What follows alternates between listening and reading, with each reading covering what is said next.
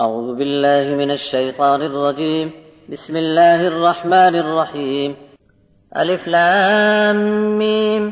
الله لا إله إلا هو الحي القيوم نزل عليك الكتاب بالحق مصدقا لما بين يديه وأنزل التوراة والإنجيل من قبل هدى للناس وأنزل الفرقان إن الذين كفروا بآيات الله لهم عذاب شديد والله عزيز ذو انتقام.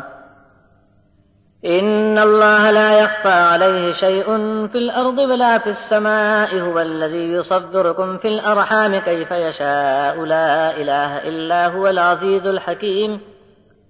هو الذي أنزل عليك الكتاب منه آيات محكمات هن أم الكتاب وأخر متشابهات فأما الذين في قلوبهم زيغ فيتبعون ما تشابه منه ابتغاء الفتنة وابتغاء تأويله وما يعلم تأويله إلا الله. والراسخون في العلم يقولون آمنا به كل من عند ربنا وما يذكر إلا أولو الألباب. ربنا لا تزغ قلوبنا بعد إذ هديتنا وهب لنا من لدنك رحمة إنك أنت الوهاب. ربنا إنك جامع الناس ليوم لا ريب فيه إن الله لا يخلف الميعاد.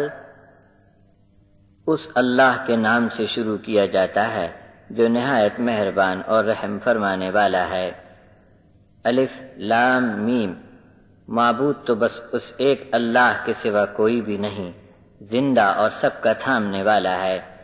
اسی اللہ نے آپ پر کتاب اتاری جو حق کے ساتھ سچ ثابت کرتی ہے اپنے سے پہلی کتابوں کو، اور تورات اور انجیل بھی اسی نے نازل فرمائی تھی اس سے پہلے لوگوں کی ہدایت کے لیے، اور یہ فیصلہ بھی اسی اللہ کا نازل کیا ہوا ہے۔ جو انکاری ہیں اللہ کی آیات کے ان کے لیے سخت عذاب ہے، اور اللہ بھی بہت سختی سے انتقام لینے والا ہے۔ بے شک اللہ پر زمین و آسمان کی کوئی چیز پوشیدہ اور چھپی ہوئی نہیں ہے۔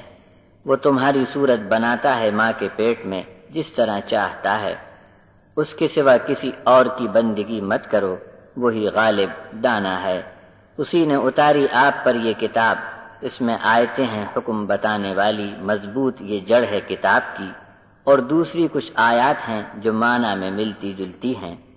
سو جن کے دل میں ٹیڑھا پن ہے وہ اس کو لے کر بحث میں پڑتے ہیں فتنہ برپا کرنے کے لیے، اور اس کی کل بٹھانے کی کوشش کرتے ہیں، حالانکہ اس کا خلاصہ اللہ کے سوا کوئی نہیں جان سکے گا۔ اور جو علم میں مضبوط ہیں وہ تو یوں کہتے ہیں مان لیا ہم نے کہ یہ سب آیات ہمارے رب کی طرف سے ہیں، اور نصیحت تو وہی قبول کریں گے جو سمجھدار ہیں۔ اور کہتے ہیں اے ہمارے رب، جب ہمیں تو ہدایت فرما چکا تو اب ہمارے دلوں میں ٹیڑھا پن نہ آنے دے، اور اپنی مہربانی سے ہم کو نواز دے، سب سے بڑھ کر دینے والا تو ہی ہے۔ اے رب، تو جمع کرنے والا ہے تمام انسانوں کو ایک ایسے دن جس میں کوئی شک کوئی شبہ نہیں ہے۔ بے شک اللہ اپنے وعدے کے خلاف نہیں کرتا۔